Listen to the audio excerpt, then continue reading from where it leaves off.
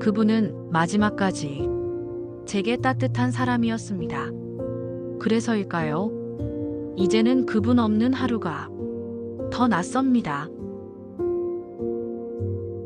그분이 떠나시고 난 뒤 나는 매일 식탁 의자 하나를 비워두었습니다.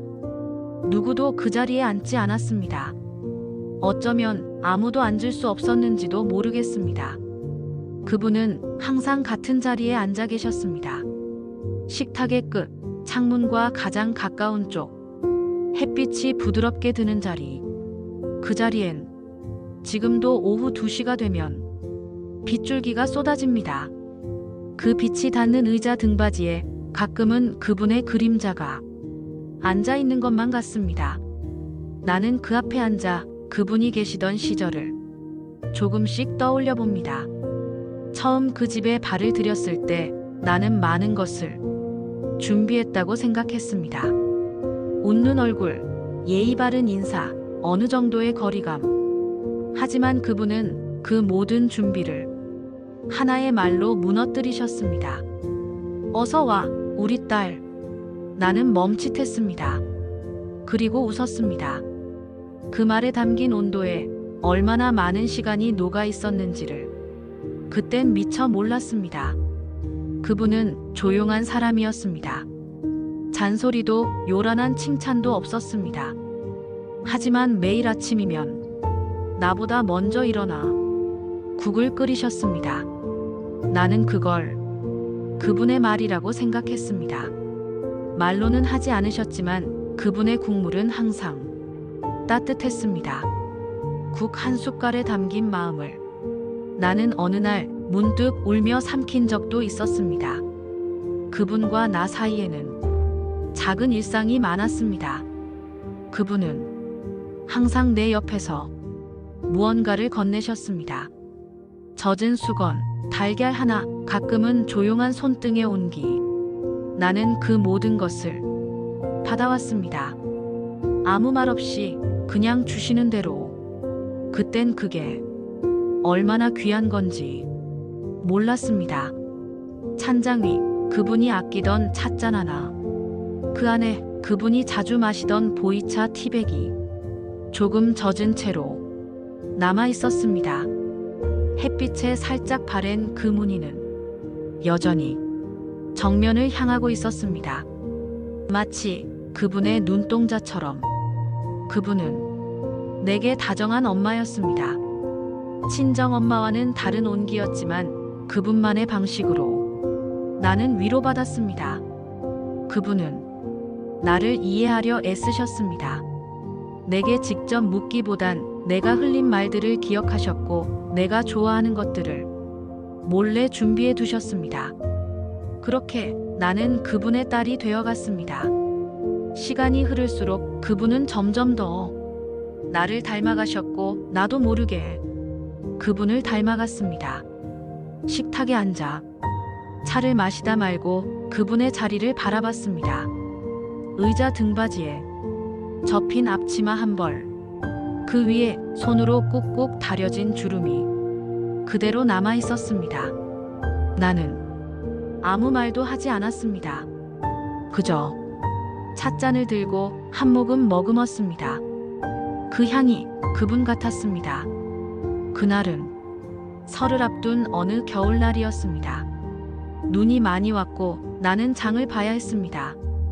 그분은 조용히 외투를 챙기시며 내게 말없이 따라 나서셨습니다. 그날이 우리가 처음 장바구니를 함께 끈 날이었습니다. 시장 입구에서 그분은 발을 멈추셨습니다. 나는 무심코 앞으로 걷다가 뒤를 돌아봤습니다. 그분은 살짝 미소를 지으며 이야기하셨습니다. 나는 그냥 따라갈게. 그 말이 어쩐지 이상하게 들렸습니다. 이런 말씀을 하실 분이 아닌데 그제야 나는 알았습니다. 그분은 내 방식대로 장 보는 걸 존중하시겠다는 뜻이었습니다. 그날 시장에서 나는 평소처럼 리스트 없이 장을 봤습니다. 계획 없이 눈에 띄는 채소, 당기는 반찬 재료 위주로 그분은 그 모든 선택에 조용히 고개를 끄덕였습니다. 그거 괜찮겠다. 이건 어떻게 요리할 건데? 그분의 질문은 가르치려는 게 아니라 나를 알고 싶어 하는 말이었습니다. 나는 처음으로 그분에게 배려받는다는 느낌을 받았습니다. 시장 안 작은 찻집에서 우리는 따뜻한 유자차를 마셨습니다. 그분은 유자차가 너무 시다고 하셨지만 끝까지 다 드셨습니다. 그리고 말했습니다. 내가 좋아하니까 익숙해져야지. 그 말이 그날의 모든 장면을 정리해주는 것 같았습니다. 집으로 돌아와 함께 장바구니를 정리하던 그분은 내가 산 양송이 버섯을 한참 들여다보셨습니다. 그리고 말없이 요리책을 꺼내셨습니다. 책갈피가 꽂힌 페이지엔 양송이 스프 만드는 법이 적혀 있었습니다. 그분은 조용히 말씀하셨습니다. 이건 내가 해볼게. 그 말에 나는 처음으로 그분에게 요리를 맡기고 거실로 향했습니다. 찻집 창가에 놓인 두 개의 유자차 잔. 한 잔은 거의 다 비워졌고 다른 한 잔엔 얇게 저민 유자 껍질이 잔 아래 가라앉아 있었습니다. 그 껍질이 천천히 유리잔 안에서 퍼지고 있었습니다. 마치 그녀의 마음처럼 거실에 앉아 방금 찍은 사진을 정리하다 문득 주방 쪽을 바라봤습니다. 그분이 책을 펴놓고 버섯을 손질하고 계셨습니다. 말없이 천천히 정성스레 그 모습이 마치 숙제처럼 보였습니다. 그분은 내게 맞추기 위해 공부하고 계셨습니다. 그걸 보고 나는 혼자 숨을 들이마셨습니다. 그리고 그 장면을 마음에 넣었습니다. 결혼 후 첫 명절, 아직 나는 시댁 구조조차 익숙하지 않았습니다. 부엌 동선, 찬장 안그릇 위치, 재료 씻는 순서까지 모든 것이 나에겐 낯선 질문 같았습니다. 그날 새벽 나는 그분보다 먼저 일어났습니다. 아무도 없는 부엌에서 혼자 칼을 들고 물을 썰고 있었습니다. 그 손끝이 한없이 서툴렀습니다. 하지만 그때 부엌 입구에 조용히 선 사람, 그분이었습니다. 그분은 아무 말 없이 내 손동작을 지켜보셨습니다. 그리고 다가와 무릎 담요를 내 어깨에 살짝 올려주셨습니다. 말없이 등을 다독이며 이렇게 속삭이듯 말씀하셨습니다. 처음이면 그래. 그걸 아는 게 더 중요해. 그 말에 나는 그만 눈물이 찔끔 났습니다. 오전이 되자 제사 준비가 한창이었습니다. 큰 상 위에 전이 오르고 탕국이 끓고 젓갈과 나물이 놓였습니다. 그리고 마지막으로 국 한 그릇을 올릴 시간. 그분은 국자를 내 손에 쥐어주셨습니다. 아무 말 없이 나는 얼떨결에 그릇을 들고 상 앞에 섰습니다. 사람들이 나를 바라봤고 나는 고개를 숙였습니다. 하지만 고개를 들었을 때 그분의 시선이 조용히 내게 닿아 있었습니다. 그리고 작게 고개를 끄덕이셨습니다. 괜찮아, 내가 해도 돼. 그 끄덕임은 수십 마디 말보다 더 깊게 박혔습니다. 그날 이후로 나는 매년 그 집 제사상에 국을 올리는 사람이 되었습니다. 누구도 그걸 다시 말하지 않았습니다.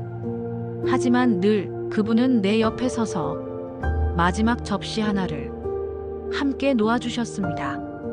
마치 자리를 바꾼 것이 너무도 당연하다는 듯이 제사상 앞 내 손에 들린 국그릇, 그 너머 살짝 흔들리는 촛불, 그리고 촛불 너머 조용히 손을 모으고 서 있는 그분의 실루엣. 상 다 차린 뒤 사람들이 거실로 빠져나가고 부엌에 혼자 남아 설거지를 하고 있을 때 그분이 물도 없이 나란히 섰습니다. 한참 뒤 그분이 작은 수건 하나를 건넸습니다. 젖은 손을 닦으라는 뜻이었죠. 그 손끝이 잠깐 내 손등을 스쳤습니다. 따뜻했습니다. 말은 없었지만 나는 알았습니다. 오늘 나는 이 집의 중심에 섰다는 걸. 그날은 갑작스러운 가족 모임이 있던 날이었습니다. 도련님의 직장이 바뀌면서 소소한 축하 자리를 겸한 식사. 나는 식탁을 차리고 애들을 돌보고 식사가 끝난 뒤 설거지까지 하고 있었습니다. 그분은 한참 거실에서 사람들 이야기를 들으며 잠자코 앉아 계셨죠. 저녁이 다 지나고 집안이 조용해졌을 무렵 그분은 식탁 끝에 앉아 차 한 잔을 앞에 두고 계셨습니다. 나는 그 옆에 앉았습니다. 말없이 앉은 지 5분쯤 지났을 때 그분이 작은 목소리로 입을 열었습니다. 넌 우리 집에서 가장 걱정 안 되는 사람이야. 나는 고개를 돌렸습니다. 그분은 차를 한 모금 마시며 덧붙였습니다. 그게 고마운 일이야. 그 말이 왜 그렇게 깊게 남았는지 지금도 생각합니다. 칭찬도 아니고 사랑이라는 단어도 없었지만 그 말엔 모든 것이 들어 있었습니다. 나는 그분이 날 믿는다는 걸 그제야 알았습니다. 그 뒤로 그분은 종종 비슷한 말을 하셨습니다. 내가 하면 잘하지.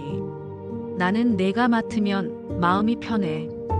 그때마다 나는 내 마음속에서 무언가 따뜻한 것이 차오르는 걸 느꼈습니다. 그건 신뢰였습니다. 사람이 사람을 걱정 없이 바라본다는 건 가장 큰 애정의 방식일지도 모릅니다. 찻잔 아래 깔린 연한 회색 티코스터, 그 위에 놓인 반쯤 비워진 보리차 잔, 그리고 창밖에서 흘러들어오는 부드러운 바람 한 줄기. 보리차 잔 가장자리엔 작은 김이 남아 있었습니다. 식탁에 둘이 앉아 말없이 같은 창밖을 바라보던 밤, 아무 말도 없었지만 그분이 살짝 내 무릎 위에 담요를 올려주셨습니다. 그 순간 나는 마음까지 따뜻해졌습니다. 그건 언어보다 오래 남는 감정이었습니다. 시골집은 작았습니다. 마루도 낮고 부엌은 돌을 깔아 만든 전통식 구조. 그분은 그 집을 고향처럼 여기셨습니다. 도시에서 아파하던 몸도 그곳에만 가면 조금씩 나아지셨죠. 그날은 가족들 중 딱 우리 둘만 시골집에 가게 된 날이었습니다. 아이들과 남편은 도련님 내외와 함께 여행을 떠났고 그분은 난 내랑 조용히 있고 싶다고 하셨습니다. 사실 나도 잠시 쉬고 싶었던 참이었습니다. 저녁엔 둘이 나란히 앉아 옥수수를 쪘습니다. 그분은 손톱에 옥수수 수염이 껴도 어떤 표정도 짓지 않으셨습니다. 나는 그분의 옆모습을 가만히 바라봤습니다. 눈가에 잡힌 주름이 그날따라 유독 고와 보였습니다. 밥을 먹고 설거지를 마치고 그분이 먼저 이부자리를 펴셨습니다. 방은 작아 두 사람 누우면 끝에서 끝이었습니다. 그분은 전등을 끄고 천장을 올려다보며 말씀하셨습니다. 이 집 지붕은 낮아서 하늘 대신 먼지를 본다. 나는 피식 웃었습니다. 그 말이 어쩐지 그분답지 않게 농담처럼 들렸습니다. 한참 후 그분이 갑자기 말씀하셨습니다. 내가 웃음이 많은 사람은 아니야. 근데 너랑 있으면 자주 웃는다. 그 말은 작은 웃음처럼 흘러나왔습니다. 나는 어두운 방 안에서 작게 고개를 끄덕였습니다. 저도 어머님이랑 있을 땐 마음이 편해요. 그 말 뒤로 우리는 아무 말도 하지 않았습니다. 그저 천천히 잠들었습니다. 그 밤 창문 틈으로 들어온 바람에 커튼이 조금씩 흔들렸습니다. 그 흔들림이 숨소리처럼 느껴졌습니다. 나는 그분의 숨결을 느끼며 조용히 이불을 당겼습니다. 그 순간 그녀가 내 쪽으로 조금 몸을 틀었습니다. 그 방향만으로도 그분의 마음이 전해졌습니다. 낡은 창문 아래 반쯤 접힌 이불 두 채, 그 위에 흩어진 옥수수 껍질 한 줌, 그 옆에는 밤새 식은 보리차 컵 하나가 덩그러니 놓여 있었습니다. 새벽녘 그분이 먼저 깨셔서 부엌에서 뭔가 끓이고 계셨습니다. 나는 문틈으로 그 모습을 바라봤습니다. 그분의 뒷모습에 말을 걸지 않았습니다. 그저 그 순간을 가슴에 담았습니다. 그날 아침 그분은 평소보다 늦게 일어나셨습니다. 식탁에 앉아 계셨지만 손은 떨렸고 국물도 자주 엎질러지셨습니다. 나는 조심스럽게 입을 열었습니다. 어머님, 병원 한번 가보실래요? 그분은 대답하지 않았습니다. 오후가 되어도 그분의 컨디션은 돌아오지 않았습니다. 나는 주방 문틈에서 그분의 등을 바라봤습니다. 작아진 어깨, 조금 구부러진 등이 내게 말하는 듯 했습니다. 이제 조금 피곤하다고. 나는 다시 다가가 말했습니다. 같이 가요, 오늘만은요. 그분은 그 말에 고개를 천천히 끄덕였습니다. 병원 대기실, 나는 그분의 손을 잡았습니다. 처음으로 내가 앞장서서 그분을 이끌었습니다. 그분은 말없이 내 손을 그대로 따르셨습니다. 그때 나는 그녀가 힘을 맡기고 있다는 것을 처음 느꼈습니다. 그분의 손엔 무게가 있었습니다. 그 무게는 믿음이었습니다. 검사 결과는 간단하지 않았습니다. 의사는 조심스럽게 말을 골랐고 나는 그 단어 하나하나를 다음 날까지 기억했습니다. 지금 바로 시작하셔야 합니다. 완치는 어렵습니다. 치료는 조금이라도 시간을 벌기 위한 겁니다. 그분은 잠자코 듣고 계셨습니다. 그리고 고개를 끄덕였습니다. 의외로 담담하셨습니다. 하지만 그 손은 조금 더 세게 내 손을 잡고 계셨습니다. 그날 밤 나는 침대 끝에 앉아 그분의 약봉지를 정리했습니다. 그분은 말없이 누워 계셨습니다. 불이 꺼진 방 안에서 그분이 조용히 말씀하셨습니다. 미안하네. 나는 말없이 손을 뻗어 그분의 손등을 덮었습니다. 그리고 말했습니다. 아니에요. 고맙습니다. 제게 의지해 주셔서요. 그 말에 그분은 아무 대답 없으셨습니다. 그저 손을 조금 더 내 쪽으로 기울이셨습니다. 병원 복도 하얀 의자에 나란히 앉은 두 사람. 그분의 손등엔 흰 붕대가 살짝 감겨 있었고 내 손은 그 위를 덮고 있었습니다. 창밖으로 해가 지고 있었습니다. 조용한 주황빛이 우리의 손을 비추고 있었습니다. 그날 밤 나는 약봉지를 다 정리한 후 식탁에 앉아 있었습니다.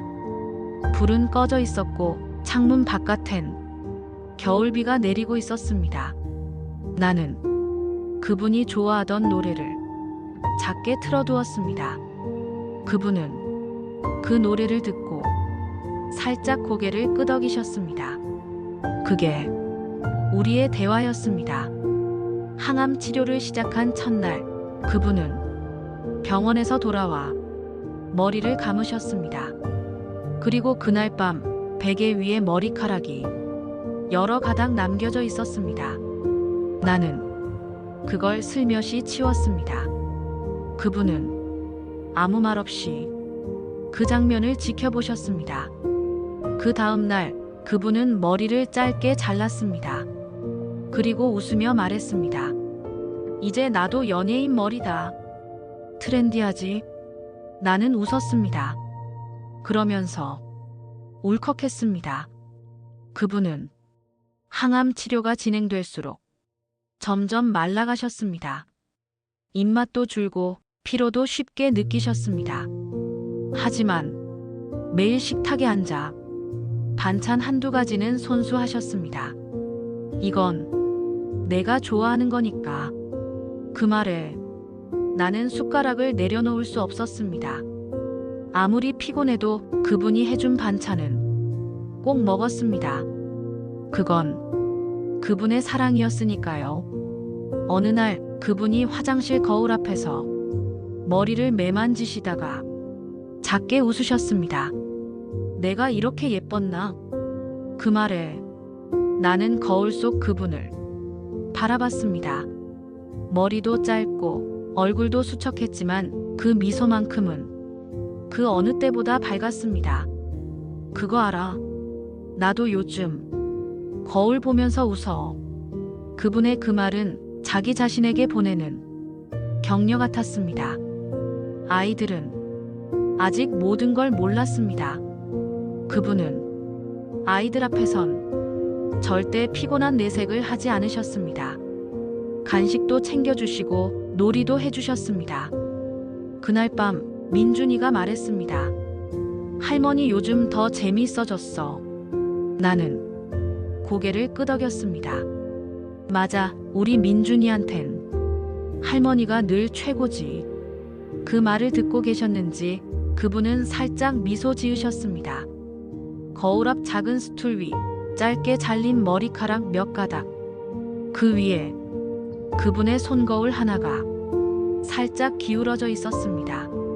손거울 속엔 그분의 환한 미소가 조용히 반사되고 있었습니다. 저녁 치료받고 돌아온 날 그분은 거실 한켠에 앉아 창밖을 바라보고 계셨습니다. 나는 말없이 따뜻한 물수건을 데워 그분의 손에 올려드렸습니다. 그분은 살짝 웃고 고개를 끄덕였습니다. 아무 말도 없었지만 우리는 그날 가장 많은 말을 나눈 것 같았습니다. 그날 아침 그분은 식사를 거르셨습니다.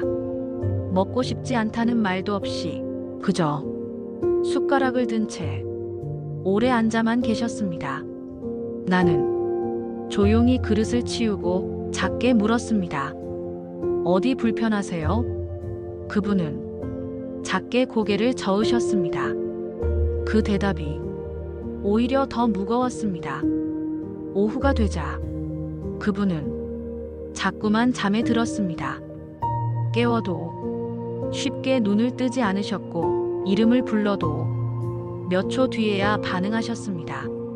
나는 그제야 병원에 연락했습니다. 그분은 입원을 하게 되었습니다. 그날 밤 병실 침대 위에서 그분은 나를 조용히 바라보셨습니다. 아무 말도 없었지만 그 눈빛 하나로 나는 모든 걸 이해했습니다. 병원 복도에서 남편과 마주쳤습니다. 나는 남편의 손을 붙잡고 말했습니다. 이제 곧인 것 같아. 그 말에 남편은 고개를 끄덕였습니다. 우리는 그날 밤 교대로 병실에 남았습니다. 나는 그분의 손을 잡고 조용히 앉아 있었습니다. 새벽 2시 즈음 그분이 천천히 눈을 떴습니다. 그리고 나를 바라보며 작게 입을 움직이셨습니다. 소리는 없었습니다. 하지만 그 입모양을 나는 분명히 읽었습니다. 고마워. 그 말에 나는 손을 더 꽉 잡았습니다. 그리고 말했습니다. 저도 고마워요. 그게 우리의 마지막 대화였습니다. 그분은 해 뜨기 전 조용히 눈을 감으셨습니다. 숨소리도 고요히 사라졌습니다. 나는 그분의 손을 놓지 않았습니다. 그분이 떠난 후에도 오래도록 그 손을 잡고 있었습니다. 그 온기가 아직 손등에 남아있던 시간, 나는 고개를 숙였습니다. 어머님, 잘 다녀오세요. 병실 창가 하얀 커튼이 바람에 흔들리고 그 옆 침대 위 손등에 바른 연고가 반짝이는 그녀의 손, 그 손을 내 손이 덮고 있었습니다. 창밖은 천천히 밝아지고 있었습니다. 그녀의 침대맡에서 나는 한참을 앉아 있었습니다. 아무도 없는 병실, 기계음도 꺼지고 그녀가 있던 자리에 아무것도 남지 않았습니다. 하지만 나는 그 자리를 떠날 수 없었습니다. 그냥 그 온기 속에 조금 더 있고 싶었습니다. 장례식이 끝났습니다. 모든 조문객이 떠난 뒤 나는 홀로 남겨진 빈 의자 앞에 앉았습니다. 그 의자에는 그분의 영정 사진이 작게 기대어 있었습니다. 사진 속 미소는 생전에 늘 보아오던 그 표정 그대로였습니다.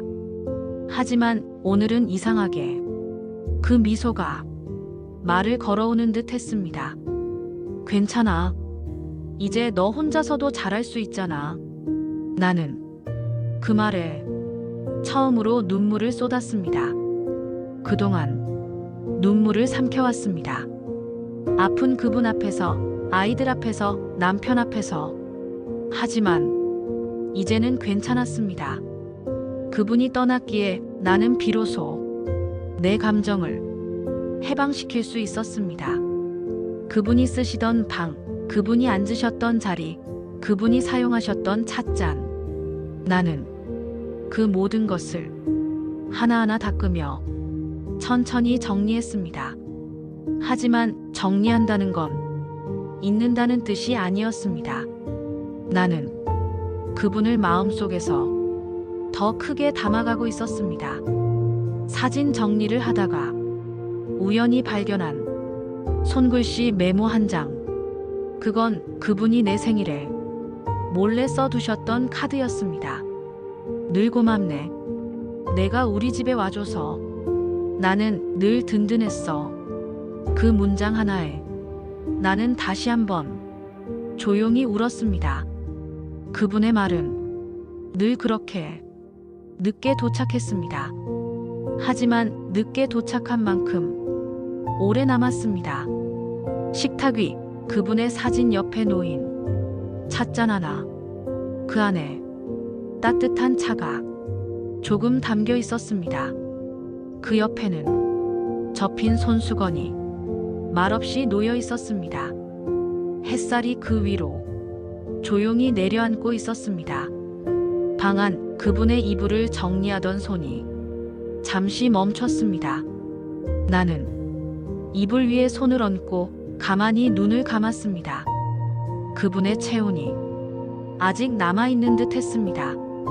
그 자리에 나는 한참을 가만히 있었습니다.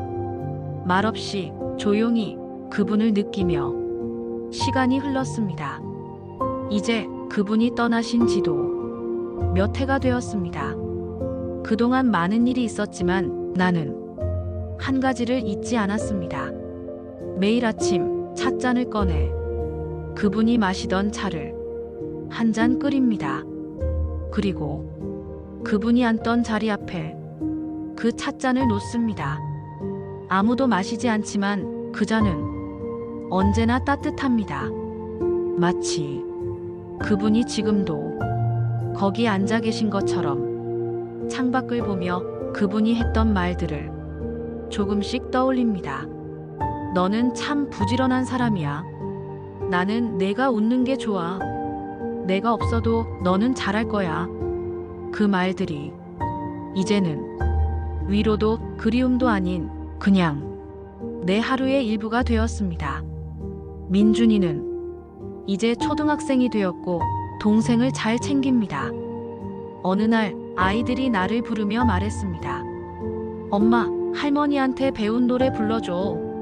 나는 살짝 웃으며 노래를 불렀습니다.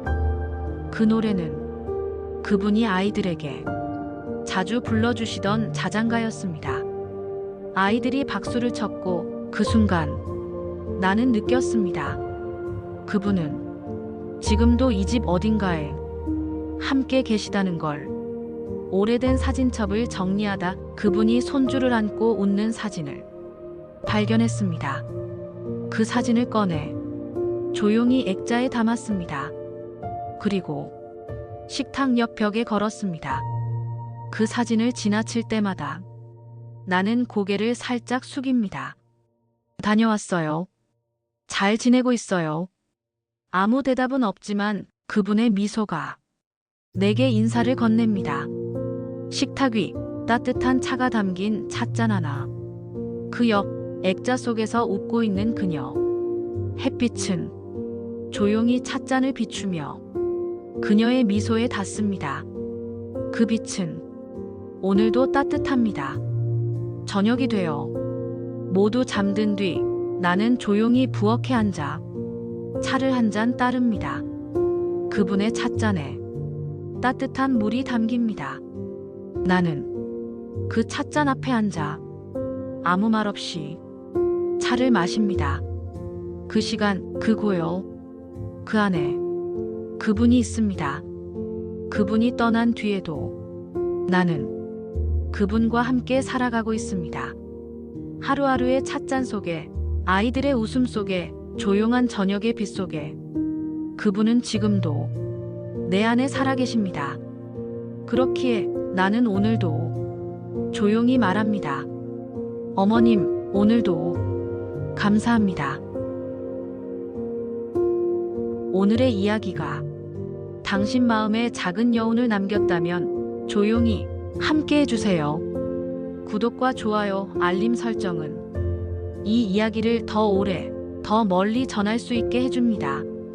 그리고 댓글로 당신의 이야기도 들려주세요. 삶의 어느 순간 우리는 모두 누군가의 이야기였습니다. 우리네 마음을 잇는 이야기, 다음 편에서 다시 찾아뵙겠습니다.